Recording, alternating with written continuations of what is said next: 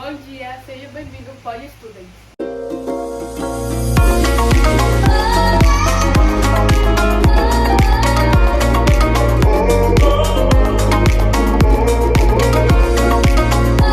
Hoje a gente vai entrevistar o enfermeiro Everton e falar um pouco sobre as arboviroses no saneamento básico.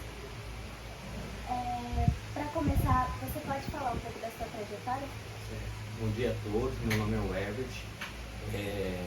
Então, minha trajetória, eu sou enfermeiro formado pela Universidade Anhanguera, sou pós-graduado em urgência e emergência, sou pós-graduado em administração hospitalar também. E a minha trajetória começou há muito tempo atrás, né? Eu não sou tão novinho assim. Lá por volta dos meus 10 anos eu já queria ser enfermeiro. E então o tempo foi passando e eu aprendi algumas pessoas da família adoeceram e eu cuidava dessas pessoas, e foi aí que surgiu o amor pela profissão. Em 2010 eu comecei a fazer o curso de enfermagem na Unigrande Dourados, porém tive alguns empecilhos durante minha trajetória, tive que me aventurar por outras áreas, fui motorista de caminhão, trabalhei em posto de gasolina, trabalhei em várias outras coisas. E no ano de 2012 eu voltei a fazer enfermagem na Anhanguera de Ponta Porã. E em 2018 então me formei, comecei a trabalhar no hospital regional, trabalhei por alguns anos lá. E hoje eu sou enfermeiro do pronto-socorro do Hospital da Cacemes. E essa é a minha trajetória até aqui. E agora eu estou cursando, estou no 4º ano de medicina. Você poderia falar pra gente o que são arboviroses? As arboviroses, elas são várias doenças ou enfermidades que são causadas por mosquitos. Dentre elas, no Brasil a gente tem a chikungunya, a dengue, a febre amarela, o zika vírus. Essas são as mais conhecidas no Brasil. E quais são os principais sintomas das arboviroses? Os sintomas, ele tem algumas que eles são inespecíficos, são como se fosse uma gripe comum ou coronavírus. Ele começa com uma febre, tem diferença entre dengue, zika e chikungunya. Os sintomas são quase os mesmos, porém a intensidade ela muda. Como na dengue a febre é sempre alta, do começo ela dura ali por volta de os sintomas mais fortes, vamos se dizer assim, ela é do 3º até o 7º dia mais ou menos ali. Então ela vai cursar com febre alta, dor de cabeça, dor no corpo, como quem diz, ela é chamada de quebra-ossos, como a pessoa sente muita dor no corpo mesmo. Já a chikungunya, ela também dá muita dores nas articulações, forte. O zika vírus ele já cursa com uma dor mais leve, uma febre mais também assim 38,2, 38,1, não é uma febre tão alta. E é mais ou menos isso que acontece nessas três principais arboviroses. Eles são transmitidos como? Elas são transmitidas através da mosquita, né? Que é a fêmea, né? Que a fêmea está dominando o mundo, então ela é transmitida através da mosquita. Essa mosquita ela se alimenta a vida dela com néctar, com coisa igual como se fosse abelha, com coisas de plantas. Porém, quando ela começa a fase de fertilidade dela, que ela vai pôr os ovos, e também para poder maturar esses ovos, para esses ovos crescer saudável, ela precisa de sangue. Então aí que ela procura humanos para picar, e com o sangue do humano ela consegue maturar os ovos. E daí ela transmite, ela é transmitido para o mosquito, é transmitido através de uma pessoa infectada. O mosquito vem e pica uma pessoa infectada, e aí ele passa a picar outras pessoas, que daí ele já está infectado, e passa a picar outras pessoas, infectando assim essas pessoas. E também o mosquito ele passa a infecção, o vírus ele vai passar do mosquito para os ovos também. Ele tem uma transmissão vertical que a gente fala, que vai passar esse vírus então para os ovos. A partir do momento que ela está infectada, então ela passa a transmitir para os ovos dela. Então os mosquitos que vieram posteriormente já vão vir infectados com o vírus. E quais são algumas das medidas para precaução? Então, as medidas de precaução tem que ser tem as medidas individuais e coletivas, mas as coletivas têm mais eficácia, né? Uma mosquita, ela tem em torno a vida dela, depois que ela passa pela metamorfose de verme e tal, depois que ela já virou mosquita, ela vive em torno de 30 dias. Nesses 30 dias ela vai colocar mais ou menos 1.500 ovos. Ela coloca, sempre procura água limpa, mas hoje já desmistificou isso, então ela não procura só água limpa, mas também procura água suja. Ela vai depositar então os ovos na borda, vamos supor, de pneus, de algum lugar que tenha água, até em plantas eles colocam esses ovos. E a medida coletiva é não deixar água parada, lavar os pneus, porque esses ovos que ficam na borda dos pneus, esses ovos eles ficam por lá por 450 dias, eles ainda estão, se cair uma gota de água ali e eles pudessem proliferar, eles vão voltar a se proliferar. Então o ovo ele aguenta 450 dias sem água nenhuma. Então ela vai depositar os ovos, mesmo que você tire a água, se o tempo for passando e cair uma chuva ou cair alguma água ali, ele vai voltar a se proliferar. Então a medida é mesmo não deixar água parada, limpar as caixas d'água. Na verdade também tem a parte de saneamento básico, né? Porque como é água suja também, então ele pode se proliferar em qualquer local. E quais são as características distintas assim, que diferenciam uma da outra? Então, como eu falei, na verdade, não é pouca diferença. A diferença é que na zika, ela vai ter uma febre mais baixa, os sintomas vai ser mais amenos, vai ser mais tranquilo. Porém, o problema do zika é a gestante, né? Por causa da microcefalia, que causa microcefalia. Já na dengue e na chikungunya, o problema, a diferença é que a dengue ela cursa com dor no corpo inteiro. E a chikungunya não, a chikungunya é mais nas articulações. Ela vai atingir mais as articulações, é o que diferencia. Mas nos primeiros 3 a 5 dias, é difícil para o médico conseguir diagnosticar sem um exame. E normalmente ela não dá positivo antes dos 5 ou 7 dias. Então do primeiro até o 5º dia ali mais ou menos, o doutor fica difícil para ele diferenciar uma da outra, porque os sintomas são mais ou menos parecidos. E ainda com outras patologias, que nem a gripe, coronavírus ou qualquer outra virose. E em quais regiões elas são mais prevalentes? Olha, elas estão no Brasil inteiro. Contando do Brasil, elas são do Brasil inteiro. Porém, elas se intensificam mais na região centro-oeste. Na região sul também, um pouco. Paraná, Mato Grosso do Sul está um dos picos mais altos de dengue, de chikungunya, de zika vírus. Então, não sei se por conta também das divisas, né, entre Brasil e Paraguai, então o saneamento básico cursa com uma precariedade alta, né? Norte também, região norte também tem bastante casos, ela fica nas regiões mais afetadas, ela fica em torno de mais de 100 casos por cada 100 mil habitantes. Então é altíssimo mesmo, chegando a 500 casos por 100 mil habitantes. O sangue da pessoa, e aí ele é igual do Covid. Ele vai dar se é positivo ou negativo. E aí esses são exames mais simples, que é o NS1. Aí depois tem uns exames mais específicos, que é IgG e IgM, para ver se a pessoa tá na fase aguda ou se já passou a fase aguda, já está na fase mais branda da doença. E quais são os tratamentos? Tratamentos, não tem um tratamento específico, falar assim, não, ó, ele vai tomar isso e vai melhorar, não tem. O tratamento é sintomático. Se você está com febre, você vai tomar um para febre. Se você está com dor no corpo, você vai tomar um analgésico e por aí vai. Na verdade, ele não tem uma medicação específica.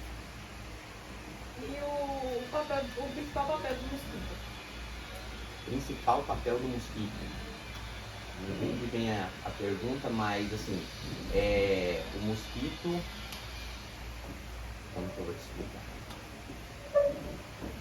O principal papel do mosquito, na verdade, ele é a defesa dele. Na verdade, ele fica para ter uma defesa, por conta da reprodução, né?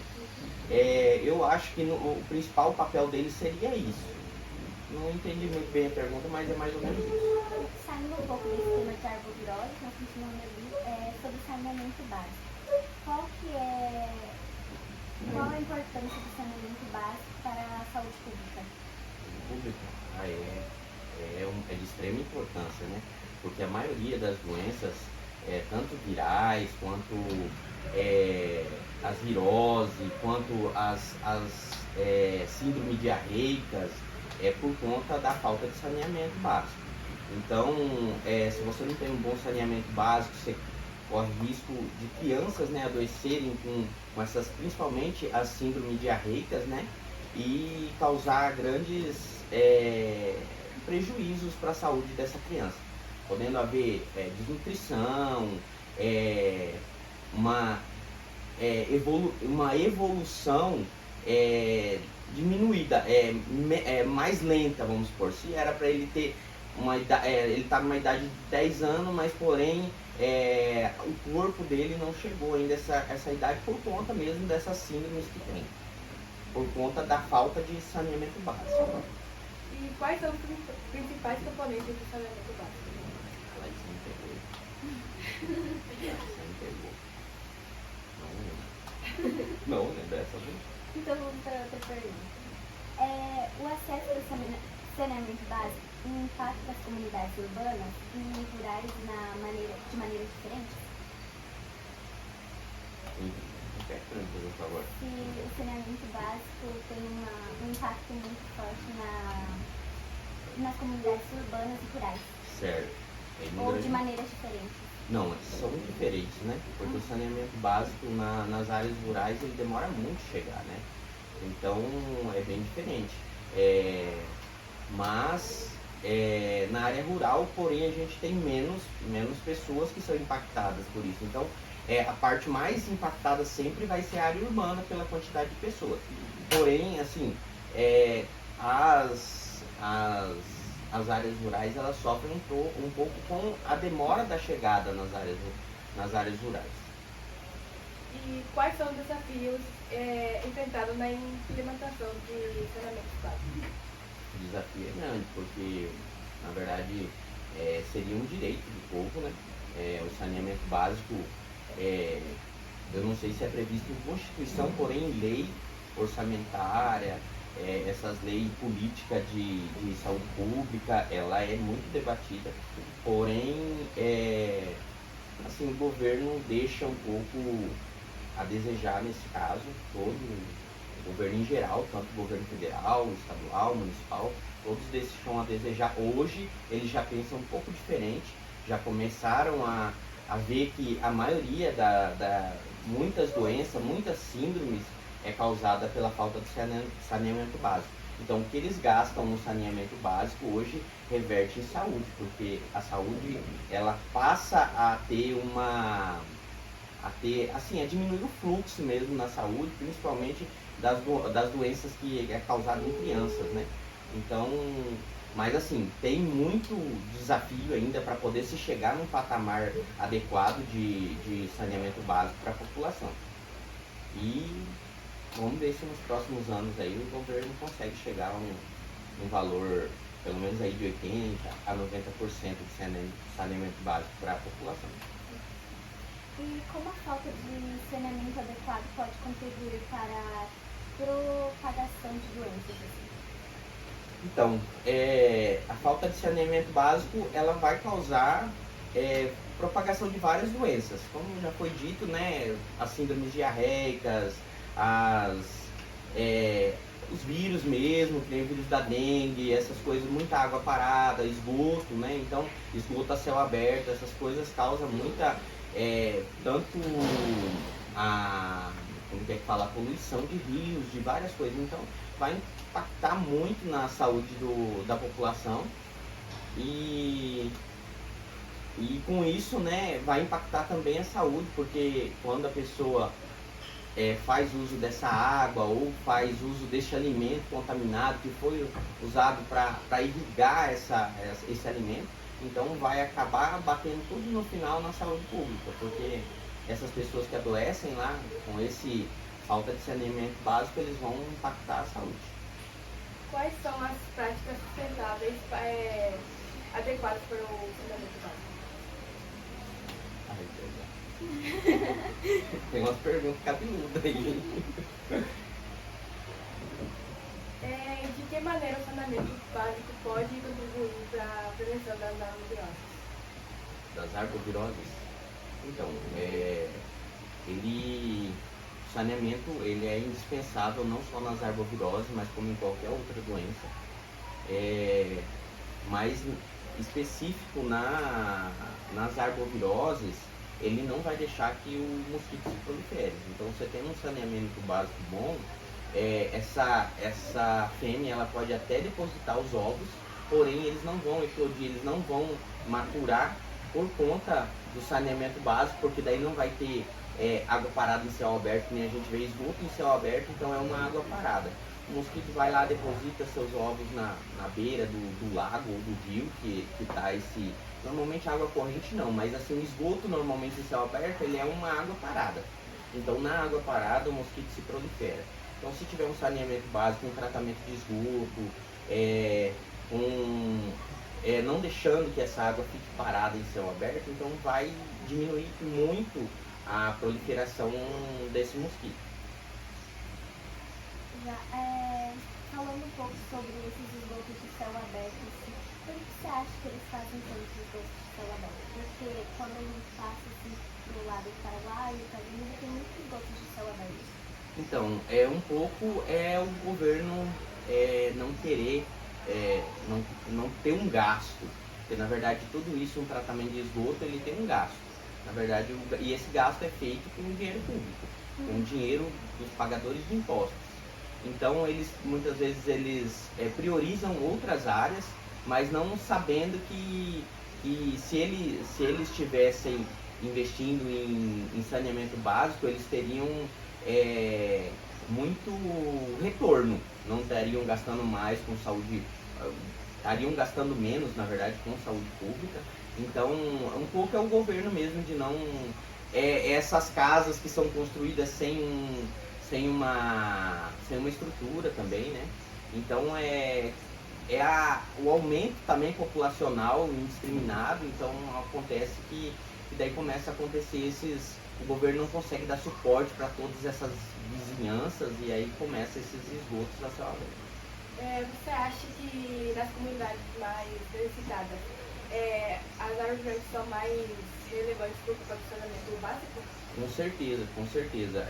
Estudos apontam que o saneamento básico ele impacta diretamente as arboviroses, como as pessoas que têm uma falta maior de saneamento básico são mais acometidas com esse tipo de doença. Então, na verdade, as pessoas, as regiões mais pobres, elas são mais impactadas.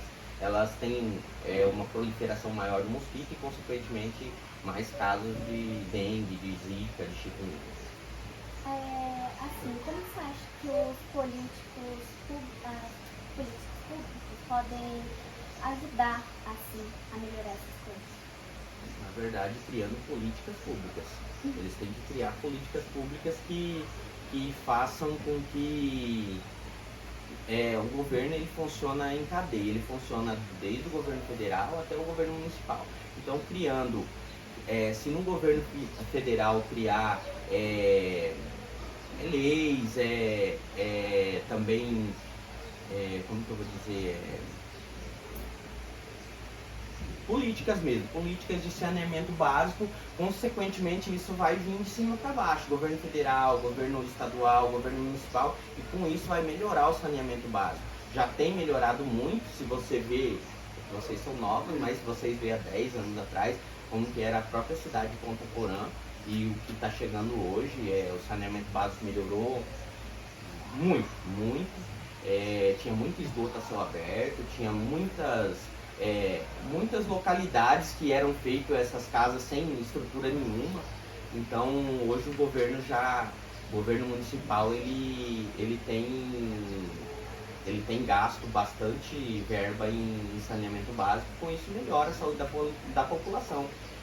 Antigamente a gente vinha muito crianças desnutridas, síndromes diarreicas e vários outros problemas de saúde pública na região. Hoje já é bem menos, hoje é difícil você ver crianças desnutridas, é bem pouco, e também tem os projetos do governo que conseguem auxiliar essas crianças quando acontece.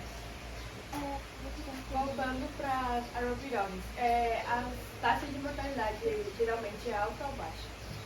Então, as taxas de mortalidade, se você comparar a outras doenças, ela é alta, ela chega aí a 8%, 7% a taxa de mortalidade, então é alta, vamos supor, 100 mil habitantes, fica em torno de 100 a 500, se você for uma taxa de 8%, vai dar uma quantidade alta, né?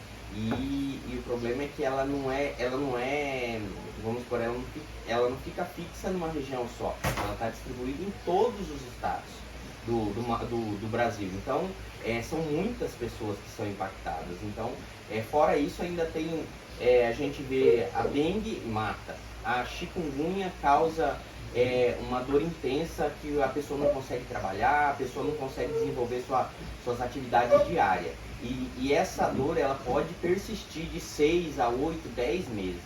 Aí na chikungunya tem as crianças que nascem com microcefalia, tem as pessoas que causam a síndrome de Guillain-Barré, que é uma síndrome bem complicada, que pode causar até a morte, que ela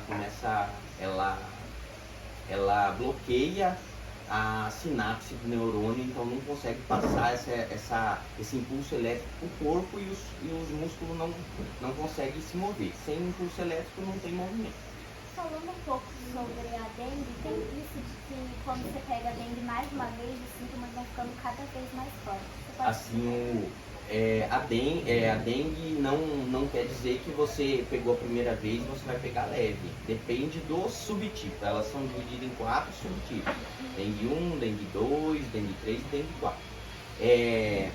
Ela, quando você pega ela, então você já causa, o seu organismo cria uma imunidade sobre esse vírus. Vamos supor, você pegou o dengue 1, você não vai pegar o dengue 1 depois. Então, durante a sua vida, no dia, contando hoje, com os vírus que a gente tem hoje, você vai pegar 4 vezes na vida, que é dengue 1, dengue 2, dengue 3 e dengue 4. Só que não quer dizer, tudo isso depende do subtipo. Tem subtipos mais, que os sintomas são mais tranquilos, e tem o subtipo que os sintomas são mais intensos. Então vai depender do subtipo. Mas claro, se você pegar a dengue uma primeira vez e uma segunda vez, o que acontece? Muitas vezes, se você pegou a dengue 1, depois você pega a dengue 4, o que acontece? O organismo, ele cria uma imunidade. Só que quando ela não está preparada para combater, o seu organismo não está preparado para combater a dengue 4. Então o que acontece? O organismo, ele causa uma resposta imunológica maior do que deveria. E com isso pode causar uma reação autoimune, que é o próprio sistema de defesa começa a combater o corpo. E daí com isso pode causar vários problemas. Você acha que com o uso de remédios específicos pode diminuir a taxa de mortalidade das arboviroses? Então, se criarem, dizem que tem estudos que falam que já tem uma vacina contra a dengue, porém, assim, eu li vários artigos e não cheguei ainda a um conhecimento específico se tem mesmo, se é específico para dengue. Mas assim, se criarem algum medicamento específico, como criaram rápido, igual no coronavírus, lógico que as mortes vão diminuir exorbitantemente. Mas o difícil é porque tem mais de uma, né? Tem mais de um subtipo, então muitas vezes vai tempo para conseguir se produzir um medicamento ou uma vacina que consiga combater todos esses subtipos. Você disse no começo que você já trabalhou no hospital Regional. Sim. Ali, e agora você está trabalhando na Cacém. E qual que você acha que é a maior diferença entre o público e o privado nesse sentido? Olha, eu acho que não tem diferença. Diferença tem que na verdade no público ele é um pouco mais, como assim, no particular é quem tem plano de saúde, quem paga o plano de saúde, ou quem tem por causa de empresa, por causa de trabalho. Já o público é o restante da população em geral. Então o que acontece? Aqui no hospital particular, no hospital público, enquanto eu atendo 100, aqui no hospital particular eu vou atender 2. Então a dificuldade é a quantidade de pessoas para poder absorver essas pessoas que vão chegando. Então o hospital, vamos supor, contando com o hospital regional daqui, ele tem um suporte muito bom, ele tem uma qualidade de equipamento muito boa, mas o que acontece? O fluxo é muito alto. Então tem muitas pessoas que vão lá e demoram o atendimento por conta, não é por conta de profissionais, é por conta mesmo da quantidade de pessoas que procuram o local. E muitas vezes, maior ainda, é as pessoas que muitas vezes, porque assim, é dividido em várias, saúde pública, dividido em várias etapas. Tem a etapa da unidade básica, tem a etapa vamos supor, nem a UPA de Ponta Porã, tem lá, e o hospital. Só que muitas vezes as pessoas pulam essas primeiras etapas e vão direto para o hospital. Eu tô com uma dor de cabeça e vou lá no hospital. E se essa mentalidade persistir, aí fica mais difícil ainda, porque vamos supor, uma dor de cabeça que você conseguia ser tratada no posto de saúde, que você ia estar bem, você vai lá e muitas vezes você toma o lugar de uma pessoa que sofreu um infarto, que está lá na fila esperando, que ninguém sabe que ele sofreu um infarto, mas que está com uma dor, alguma coisa, e muitas vezes essa pessoa pode vir a sofrer complicações por conta dessa pessoa que furou todo um bloqueio que ele podia ter resolvido lá na unidade básica. Assim como você falou no começo, sua trajetória, você já chegou a extrair um caso muito grave de arbovirose? Sim, um quadro de dengue hemorrágica. O paciente ainda era meu amigo e ele faleceu. Tá? Isso ainda me impacta muito, mas a vida é assim, né? A gente muitas vezes não consegue salvar todos que a gente quer. E se você tivesse a chance, você voltaria para atender o hospital público? Assim, Voltaria sim, porque quando você gosta do que você faz, não importa o local que você esteja.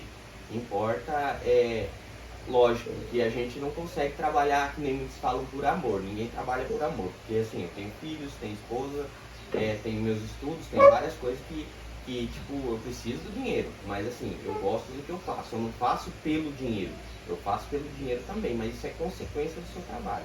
Então, quando a gente gosta do que faz, não importa onde você esteja, importa de você estar ajudando alguém, né? você está há quanto tempo trabalhando como enfermeira? Eu trabalho desde 2000, eu me formei em 2018, mas eu trabalho desde 2017. Eu fiz um ano de voluntário. Eu não ganhava nada para isso, eu fiz um ano. E depois que eu me formei, eu já fui contratado por conta do estágio que eu fiz. Você acha que os jovens de agora, eles são, digamos, fortes para enfrentar uma doença assim? Então, não existe, tudo depende do organismo. Tem organismo que responde de uma forma, tem organismo que responde de outra forma. Então, vai depender da sua resposta imunológica. Se sua resposta imunológica for de acordo com o que o vírus está oferecendo, vai dar bom, vai dar certo. Agora, se caso a sua resposta imunológica for maior ou for menor, vai dar ruim. Assim, de que forma as tecnologias inovadoras podem melhorar o acesso? Entendi. O acesso ao saneamento básico. De que forma? A tecnologia pode ajudar no acesso do saneamento básico. Tecnologia.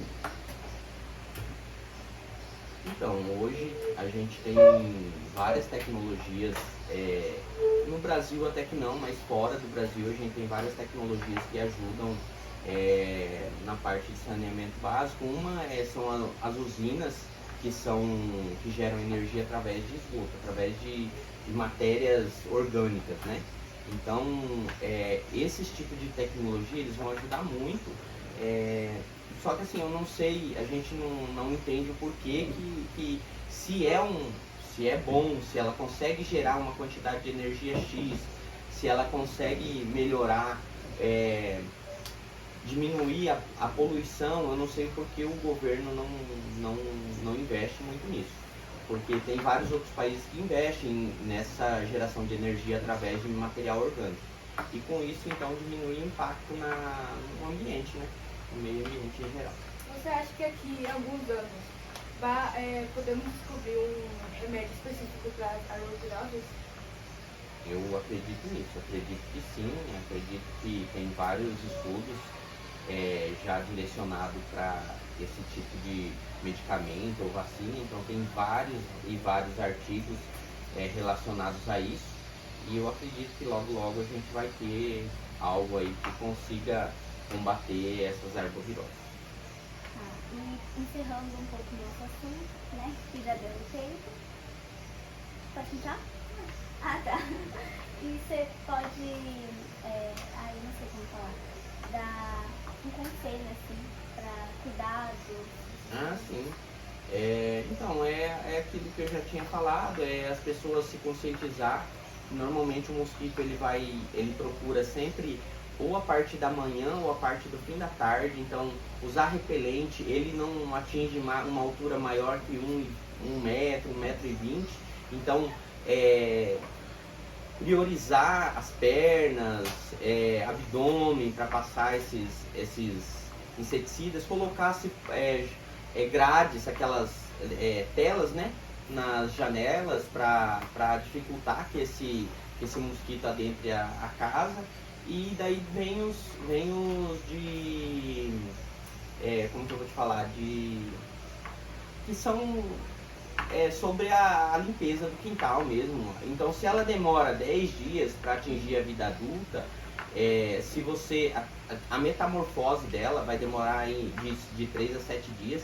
Então, nesse mês, se você uma vez por semana você limpar o seu quintal, não vai deixar que esses ovos eclodam e viram mosquito, né? Então, se uma vez por semana você conseguir limpar seu quintal, tirar todas as águas de plantas principalmente, colocar areia nos pratinhos das plantas, vai ajudar muito, vai diminuir bastante os casos. Tem mais alguma pergunta? A gente queria te agradecer pelo seu tempo, por poder vir aqui e ajudar no nosso trabalho. É muito Obrigado, foi bom um saber prazer. desses assuntos, assim, porque muita gente não tem essas informações. Sim, ainda falta muita informação, tanto para mim quanto a gente sempre aprende alguma coisa, e eu agradeço e fico muito feliz de ter ajudado em algo.